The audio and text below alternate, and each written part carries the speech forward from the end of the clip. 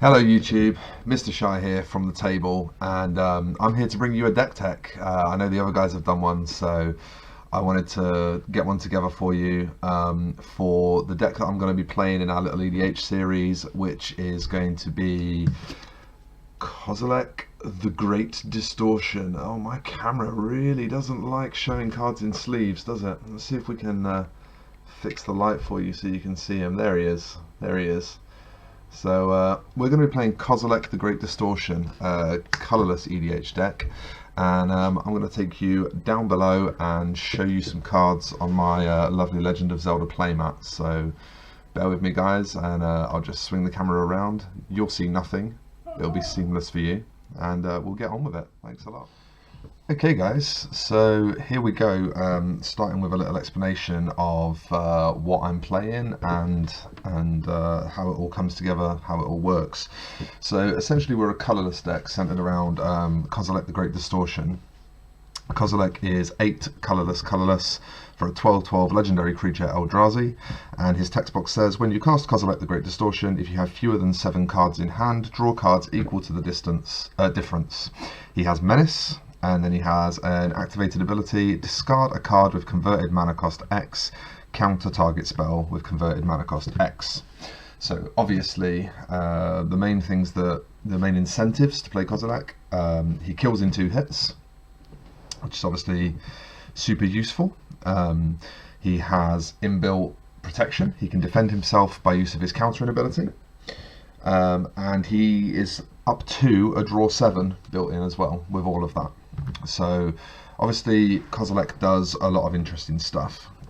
He has quite a wide range of utility for a colourless commander, and that was something I was really interested in, just trying to see kind of what I could do. So this list is a little bit underpowered. We've not gone for the full powered version, so we're not playing things like Ugin, we're not playing things like Metalworker. There are certainly things that we can do to improve this list as time goes on. But initially I wanted to just kind of come in at a fairly fun power level, not go too crazy. So I'll start to break down the deck into categories and explain to you what they do. So this first pile that I'm grabbing here, this is the bulk of the beaters in the deck, the creatures that get your opponent dead. There's not that many of them. The deck is mostly a big mana draw engine kind of deck, and most of these threats can kind of single-handedly kill people in their own right. We are playing a lot of mana rocks, which I'll get onto in a little while, to explain to you how we power these big expensive creatures out. But we've got a Metalwork Colossus, which is an 11 mana 10/10. It costs X less to cast, where X is the total converted mana cost of non-creature artifacts you control. Obviously we're playing an absolute ton of non-creature artifacts, so a lot of the time this is going to be a free 10/10, or a very, very cheap 10/10. And you can sacrifice 2 artifacts to return it from your graveyard to your hand.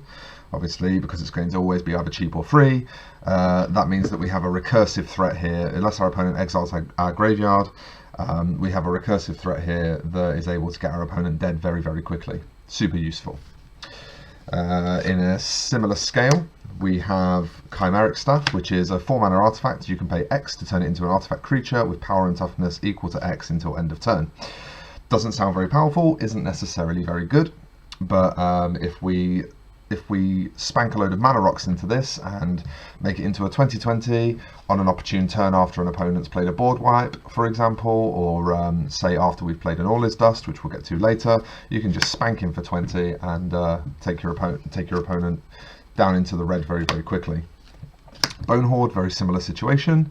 It's a living weapon artifact with power and toughness equal to the number of creature cards in all graveyards. So it's a 4 mana creature that's massive, and if it gets killed, it becomes an equipment card that makes another creature massive for 2 mana. So again, very useful. Blightsteel Colossus and Darksteel Colossus. Obviously Blightsteel Colossus is a 1-hit kill. Darksteel Colossus is not as powerful. I mean, it's only 1 mana less for losing the Infect, and the losing the Infect does make it much less powerful, but it is just a massive indestructible beater. And indestructible is quite important in this deck because there are lots of additional ways to turn on our opponent's removal, because a lot of our creatures are artifacts. We're playing a Mere Battlesphere, We have a few vehicles in the deck, so obviously being able to create Mir is quite handy for crewing vehicles. But also Mir Battlesphere is just very powerful in its own right. We have additional ways to create further Mir, which can make the Battlesphere even more powerful. But it is just a solid beta card. Conduit of Ruin. Conduit of Ruin technically draws half a card because it puts one of our big guys on top of our library. So when this comes, you know that the next turn something good is coming. What it also does is reduces the casting cost of that card by 2 or less. Makes it cost 2 less to cast. So what that means is we can search for, say, a 9-drop when we only have our 7th land in hand and know that we can still cast it. Very, very powerful. Things like Sundering Titan, which is the next card in the list, you can power those out a little bit earlier than expected. With the use of our mana rocks, obviously, we can also cast this kind of thing on sort of turn 3 or 4, so it's very powerful very early on. Sundering Titan is just land destruction on a big body. It's a 7/10, and it takes out 1 land of each basic type when it enters. There's a lot of dual lands, a lot of shock lands, and a lot of the newer dual lands in the format, so very, very easy to be able to take out your opponent's mana base, restrict them off of certain colours, and really cash in on the fact that you're colourless and therefore your mana is basically always perfect. Whirler Maker, again, is just an effective way of quickly making blockers, quickly making small creatures to power vehicles, that kind of thing. Walking Ballista, actually, I was going to put this in with my removal category because I have some other similar creatures that are in my removal category. But Walking Ballista is also just a really massive guy, as well as being a removal spell. And he can also deal damage directly to players, so this is just generally a threat that's very easy to support with big mana engines, and we have quite a few big mana engines, so Walking Ballista should be quite exciting in our deck. We then have Hangerback Walker, very similar story. Hangerback Walker is in its own right able to take out opponents. It's very hard to remove. It deals with, it creates blocking situations very, very well. It just does a lot for very little investment. We can play it as a 4-drop, we can play it as a 10-drop. We have so much mana that there are means and ways of doing all sorts of bent things with that. We have the older version of Kozilek. Kozilek, Butcher of Truth, and this is a version of Kozilek that just draws 4 cards, has Annihilator 4, and has the shuffle back clause built into it. So obviously it's another draw spell, and it's another removal spell, which again means that we could have put it in our removal or our drawing categories, but it's also a 12/12, and being a 12/12 means it does a lot of damage very, very quickly. We then have Desolation Twin, which is effectively a 10 mana 20/20 that you need 2 removal spells to kill. So that's just a really handy beta. And Bane of Bala Ged, which kind of has Annihilator too. So again, it sort of helps control our opponents by removing permanents when it attacks. So that's the bulk of the beta creatures. That's not actually all of the creatures altogether, but what I'm going to go on to next is our card draw engines. So we have quite a few card draw engines. Colourless typically suffers from struggling to maintain velocity, so we have to play far more draw engines than we normally would. The reason we want to constantly draw cards, even though we're trying to empty our hand to make Kozilek good, we want to constantly draw cards because we also generate a lot of mana. So we have a lot of stuff to do with that mana if we have a lot of cards in hand. If we're constantly creating loads of mana but never having any cards in hand until we cast Kozilek, our opponent only has to deal with Kozilek and our deck starts to become quite flat. If we have a constant source of card draw, then even if our opponent does deal with Kozilek, we always have something else in our hand going on. Kozilek doesn't have to be a draw 7, it can be a draw 5 and still be fantastic, it can be a draw 3 and still be fantastic. So, Seer's Sundial, whenever a land enters the battlefield under your control, you may pay 2, if you do, draw a card. So it just effectively allows us to pay 2 mana to draw a card, an extra card every turn, and 2 mana is nothing in this deck, so pretty good. We have Scrap Trawler. Whenever Scrap Trawler or another artifact you control is put into a graveyard from the battlefield, return to your hand target artifact in your graveyard with lesser converted mana cost. Now obviously it's slightly situational. It may be a case that you put, say, a 0-drop or a 1-drop in the graveyard and you don't have any 0-drops to get back. So you may not always draw a card off of it, but essentially what this means is that every time something dies we get to draw a card. And that could often lead to situations where you can set up loops with Trading Post, where you can sacrifice an artifact creature for your trading post to get an artifact back out of the graveyard, and then this triggers and you can get back the artifact creature that you just sacrificed. And so you can create some quite useful situations with this where it does a lot of very handy dandy things, and it is effectively card draw. Urza's Blueprints is a 6-mana artifact with Echo that you can tap to draw a card. Doesn't seem great, but again, the Echo cost isn't too much of a big deal to us. You can tap it to draw a card with Echo on the stack as well, so you always get to draw at least 2 cards off of this before it goes. The other advantage of this is, of course, that we do play a Voltaic Key, which I'll get onto a little bit later, and Voltaic Key allows us to tap this, put the key on the stack, untap this, tap it again to draw 2 cards. If we combine this with cards like Our Hamlet's Archive, then we're drawing 4 cards, so very, very powerful, even though it doesn't look very good. Staff of Nin, same deal. Draws us a card every turn. You can tap it to deal damage to a creature or a player. Again, if we've got nothing better to do, then we can also Voltaic Key this and go in again for another point of damage to a creature or player. Mainly there to draw us a card, though. Junk Diver is a 3-mana 1/1 flyer. When it's put into a graveyard, you get to get an artifact back from your graveyard to your hand. So again, this lets us effectively draw a card when it dies. Baron's Codex.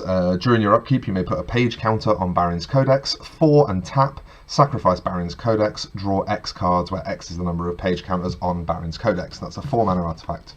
So we're looking to make this in the early game, let it get up some page counters, and then when we run out of velocity, it's there ready and waiting for us. Or if our opponent destroys all of our artifacts, it's there ready and waiting for us, and we just pay our 4, tap it, sack it, and draw some cards off of it. Nice and simple.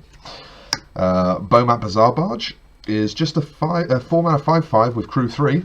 Doesn't look very good, but it does ETB draw a card, and we do, as you've seen, have lots of ways to get artifacts back from our graveyard and to recur artifacts.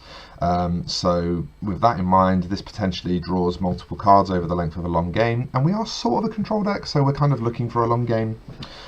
So this just lets us keep drawing cards every time we want to play it, and a crew 3 4-mana 5/5 is absolutely fine as something to support our attack plan.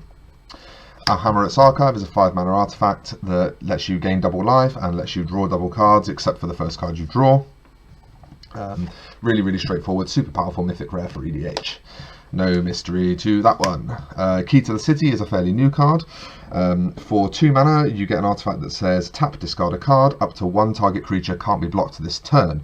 Now, the reason that's good is because Kozilek obviously is a 2-hit kill. So if we can make Kozilek unblockable, Kozilek becomes very, very dangerous.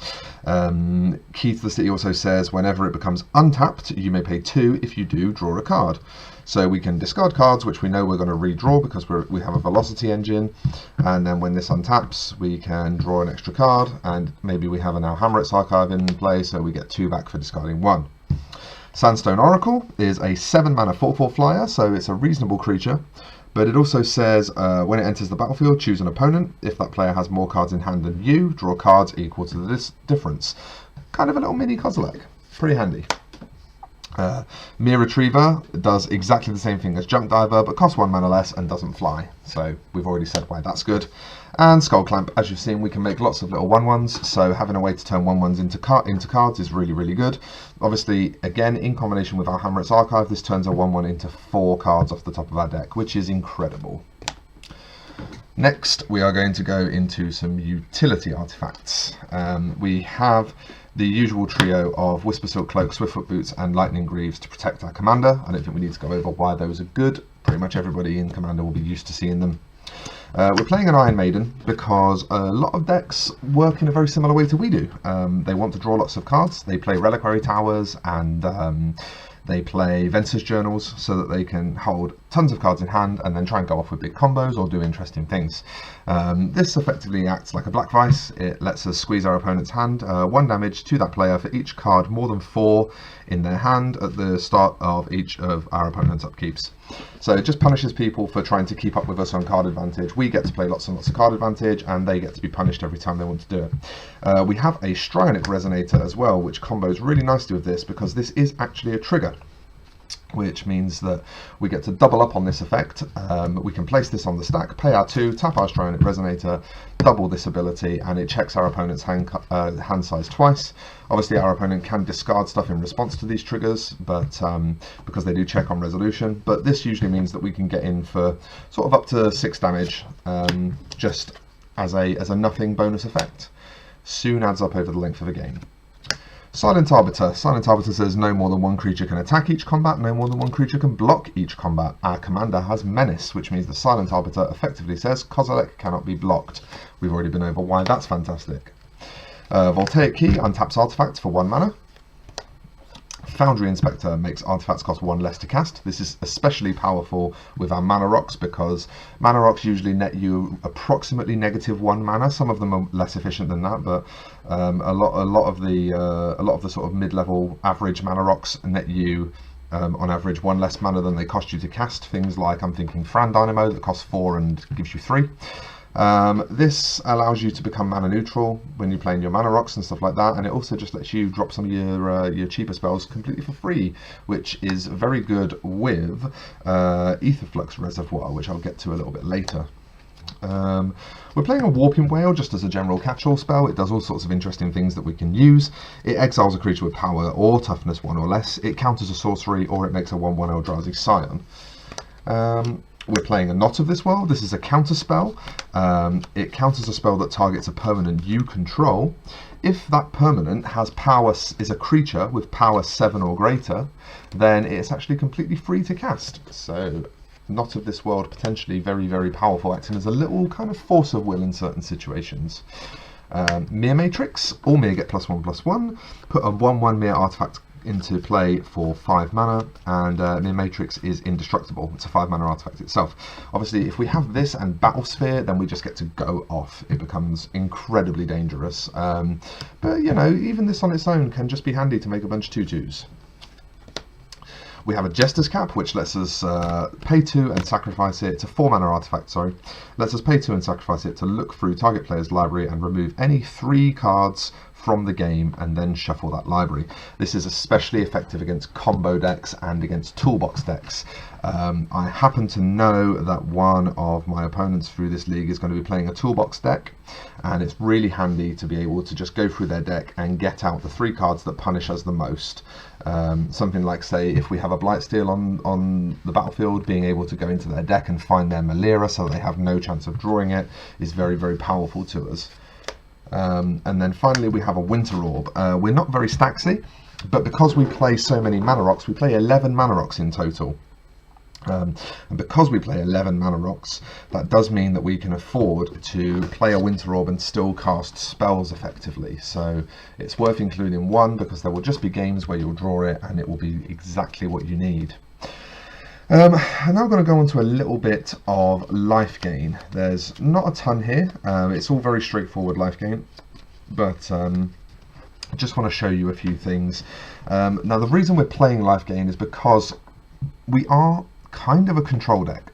We do want to go into the long game, but we don't have the most effective removal suite. We have to play some pretty awkward removal, which makes us a bit of a shitty control deck at times.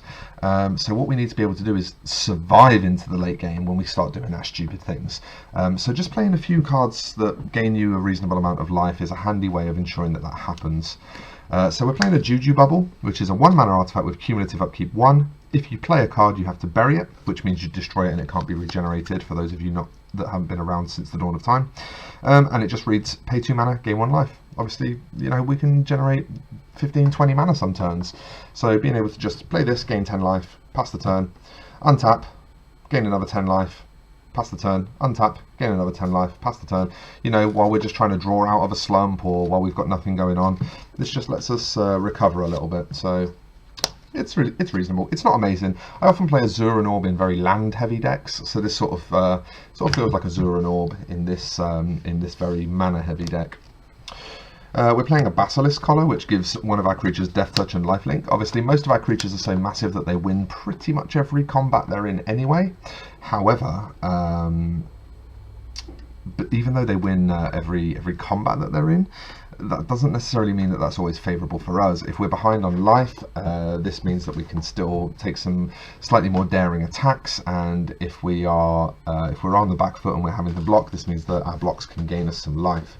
So Basilisk Collar, really, really handy. Another thing worth pointing out with this is the way Death Touch works. It says if this creature deals damage, then 1 point of damage is lethal, effectively.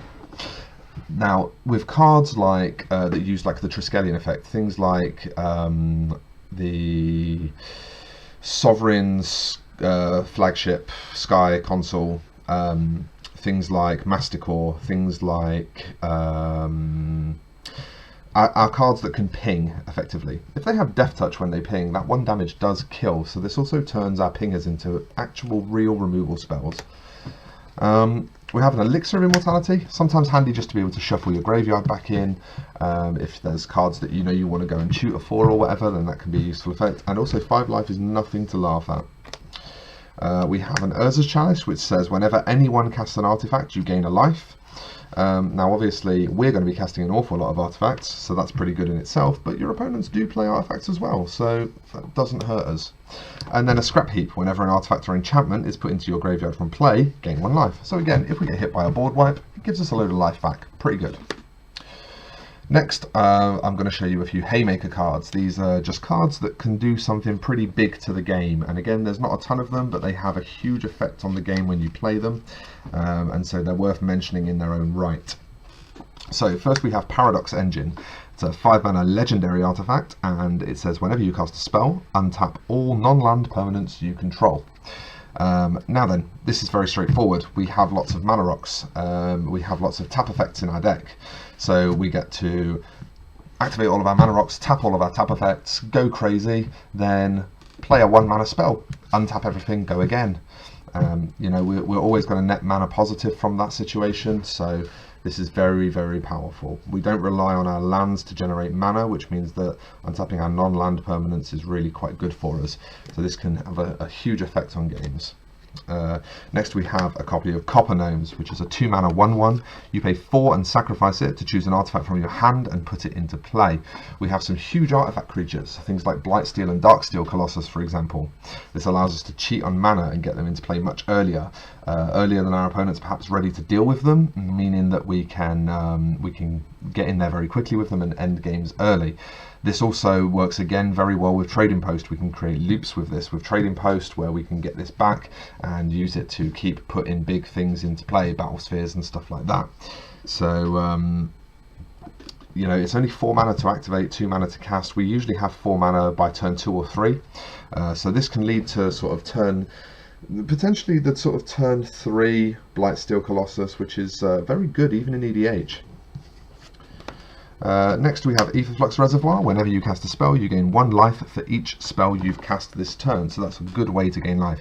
So if you cast 3 spells, you gain 1 life for the first spell, then you gain 2 life for the second spell, and 3 life for the third spell. So if you cast 3 spells in a turn with a reservoir on board, you gain 6 life. It then says pay 50 life, it deals 50 damage to target creature or player. So this lets you one-shot someone. What this means is that if you're using your life gain effectively and you manage to keep your life total high, you can just use this to one-shot one. If not, then it's just an incidental life gain spell that can help keep you in the game. Either way, handy to have around. Next we have Vedalken Orrery. Everyone knows what this card does. You may play non-land cards any time you could play an instant. So it gives everything except your land's flash. Incredibly powerful in a deck like this. Finally we have Trading Post. Trading Post, perhaps the most valuable card in the game. Trading Post is a 4-mana artifact with 4 activated abilities. It says pay 1 and tap it, discard a card, gain 4 life. Fairly useful. It says 1 mana tap it, pay 1 life, create a 0/1 white goat creature token, also fairly useful. Then the really important ones are pay 1 and tap it, sack a creature, return target artifact from your graveyard to your hand. Obviously artifact recursion incredibly powerful in this deck. And pay 1 and tap it, sack an artifact to draw a card. So obviously this means that if we're about to get board wiped, or if a creature's about to die, an artifact creature's about to die in combat, something of that like, then we can use this to turn it into another card. Allows our artifacts to self-replace, which is incredibly useful. Now the slightly awkward part of the deck, we get onto our removal suite. Our removal is pretty interesting. It's awkward as fuck. We have to play a bunch of creature-based removal. Also lots of artifact removal, so almost all of our removal is at sorcery speed. We have 1 instant, everything else is at sorcery speed. But I'm going to take you through it anyway and show you what our removal suite is. So we have a Brittle Effigy. That's a 1-mana artifact that you can pay 4 and tap, exile it, exile target creature. So it's our equivalent of an exiling spell. Ratchet Bomb, which you tap to put charge counters on. At any point you can tap it, sacrifice it, and destroy all permanents with converted mana cost equal to the number of charge counters. So this is very good for sweeping things like tokens, and that's the main reason we play it. It's not a very good Wrath, but it's very good for sweeping lots of tokens, and it's very good at dealing with weenie strategies where they have a critical mass of 1 or 2 drops. Predator Flagship, it's a 5 mana artifact. You can pay 2 mana to give a creature flying until end of turn, one of yours or one of your opponents. You can pay 5 and tap it to destroy a creature with flying. So this can be a 7 mana removal spell for one of your opponent's creatures. It can be a 5 mana removal spell for one of your opponent's creatures, but it's also recursive, repetitive removal, and that's what makes it valuable to us. We can put this on the board, and we know that we have ways of dealing with creatures for the rest of the game for as long as this stays around. Pit Trap is a 2 mana artifact, and it has a 2 mana activated ability. Tap it, sack it, destroy target attacking creature that doesn't have flying. That creature cannot be regenerated this turn. So again, this is just our equivalent of a basic sorcery speed removal spell. Nev's Disc, I think we've all seen this before. 4 mana, comes into play tapped. You can pay 1 and tap it to destroy all artifacts, creatures, and enchantments. So it's a big Wrath spell, really useful for decks like ours. Oh, does kill all of our artifacts though, which isn't always necessarily helpful. Okay, what do we have next? All is Dust. So, All is Dust says each player sacrifices all coloured permanents he or she controls. This is a 7 mana sorcery. Now obviously we never control any coloured permanents, we're a colourless deck, so this is a Wrath that never affects any of our cards. Very, very handy. We have Gruesome Slaughter, which is a 6 mana spell that basically lets all of your creatures tap to deal damage equal to their power to any other creature on board. Again, very powerful potential mass removal spell. We have a Masticore, which is a 4 mana 4/4 that you can pay 2 to regenerate.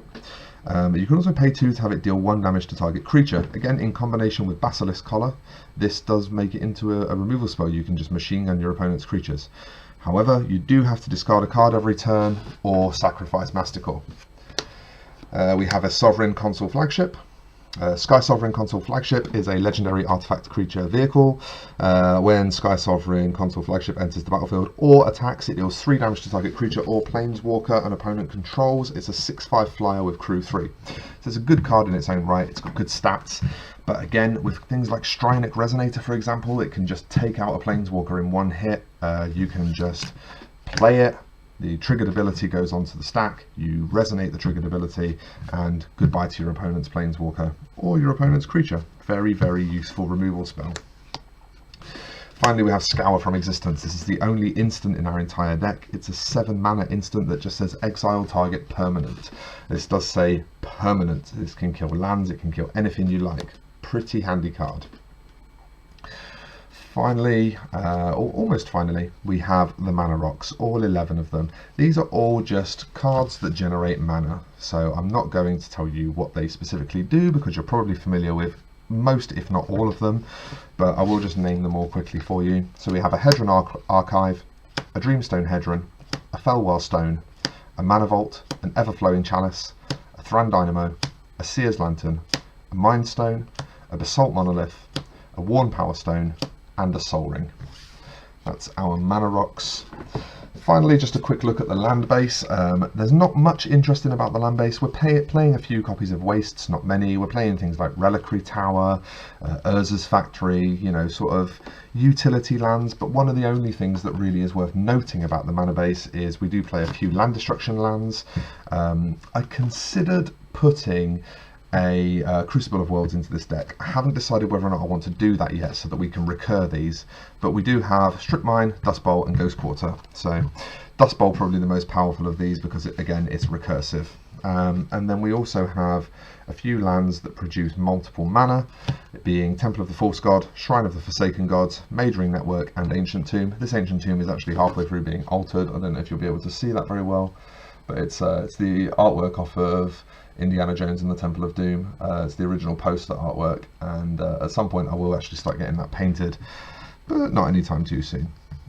So those are 2 sort of important things to note, and then just a few lands that kind of support our plan, things like Seagate Wreckage, things like Inventor's Fair, just little interesting ways to do useful things. Winding Canyons gives creatures flash. Things like Berry Brewing that gets artifacts back. Simple stuff like that. Nothing crazy going on in our mana base. And it's worth noting as well that we do only play 32 lands. I believe it's 32. I'll have a quick count up. Let's say 5, 10, 15, 20, 25. It's actually 29 lands, and 11 mana rocks, obviously, so that's where the rest of our mana base comes from. So that's everything that I have to show you down here in the up and close. I'm going to bring the camera back up top now and just wrap up this little deck tech. Alright guys, so that was my little talk through of my Kozilek, Kozilek the Great Distortion deck tech for our new EDH series that we're going to be running here on the table. I hope you are interested in what the deck's doing. If you want to see a full deck list, I will publish one at some point. Obviously, I'm not going to do it straight away. I've got 1,000,001 things to do, and I've made all these excuses before, but I will get around to it at some point, and we will get a full deck list up for you guys so that you can check out exactly what I'm playing card for card. However, I'm really looking forward to playing the deck. I think it has some interesting things to do. I think it plays to a few avenues that are a bit non-standard, and that tends to be how I like to play EDH anyway, so hopefully that'll be interesting for you to watch. I don't know if the power level of the deck is going to quite be there. I have built it pretty conservatively. I've not been too crazy with it. I've kept all of the possible sort of infinite combos out of it and things like that, so it's pretty calm, but hopefully it'll be good enough to at least make some good games of EDH for you guys to enjoy. So this is going to be going up on Sunday night, which means that it's only a day away before you guys join us on the table and we find out how this goes. So I'll see you tomorrow, I guess. Thanks a lot for watching, everyone. I've been MrShy. Goodbye.